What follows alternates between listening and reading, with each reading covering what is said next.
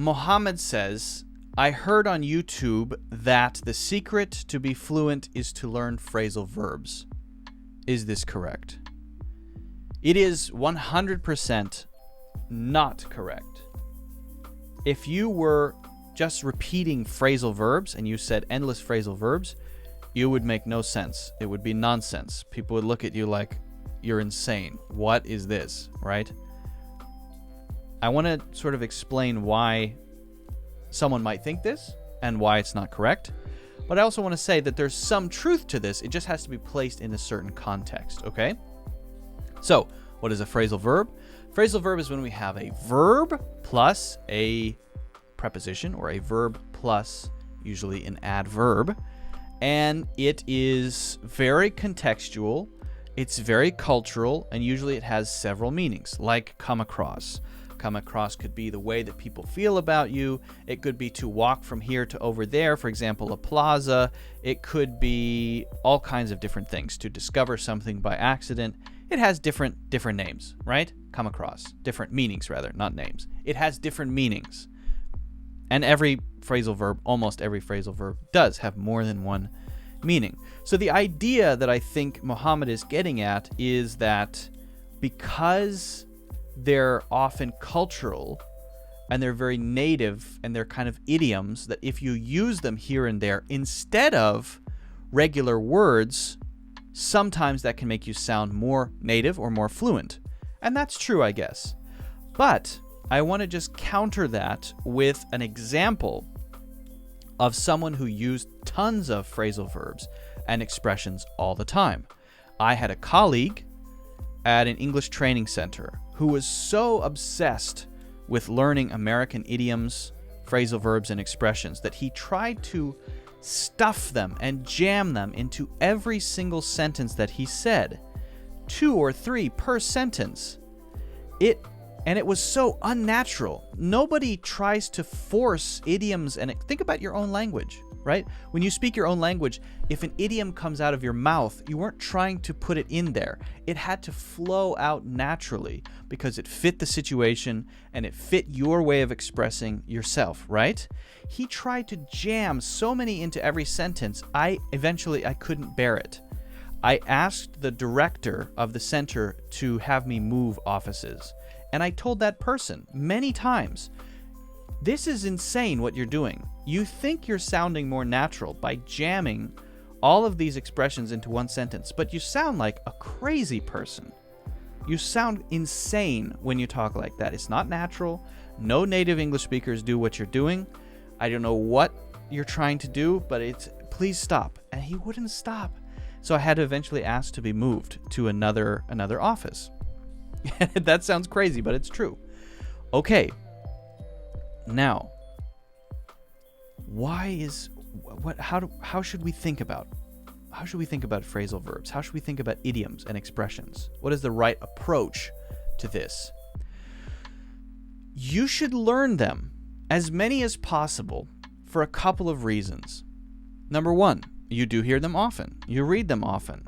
You see them in movies and TV shows and online, right? Memes and on the internet, wherever. They're everywhere. And so, learning them and their different meanings will give you a special connection to native English in that you will understand more of it. So they're very important to learn. You will understand more native spoken English when you hear it. Normally, when you hear phrasal verbs, you might understand both words, but you think, what does that mean in this situation? I don't understand. Because this phrasal verb or this idiom has other meanings, has other uses, right? As I mentioned. Okay, so learn them, yes. But that doesn't mean automatically putting them back to back and using tons of them makes you more natural. What makes someone fluent in English? Is it the amount of words they learn? Is it the number of phrasal verbs that they use in a sentence? Absolutely not. Natural English means expressing exactly what's in your head in a way that comes across to others as smooth, clear, correct grammar, good, clear pronunciation, correct use of words in context, which includes not putting 3 phrasal verbs in one sentence, right? That means using a phrasal verb at exactly the right time because it just popped out of your mouth because you know it so deeply. It came out when it came out naturally. You didn't force it. Doesn't have to be every so often. There's no formula for every 9 sentences you should use an idiom or phrasal verb. Absolutely not. That's the wrong way to think.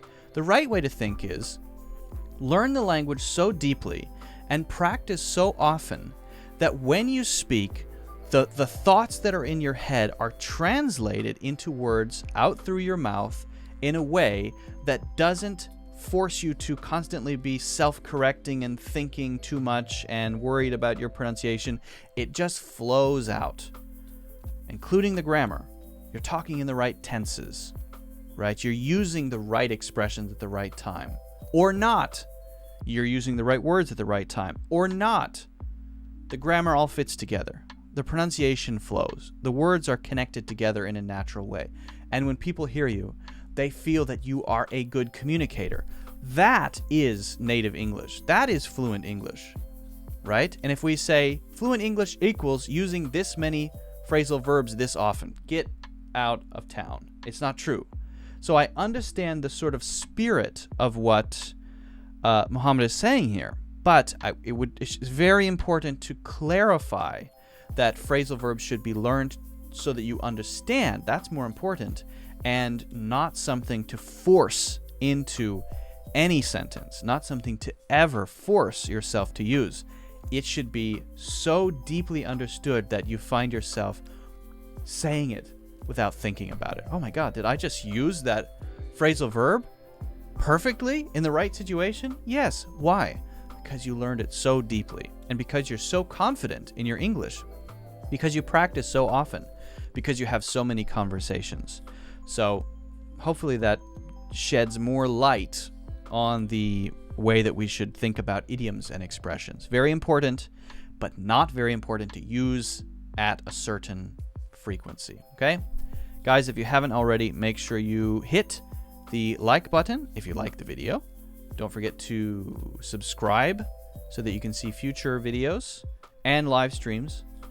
And also make sure you check out my links for my full courses, which are in the description.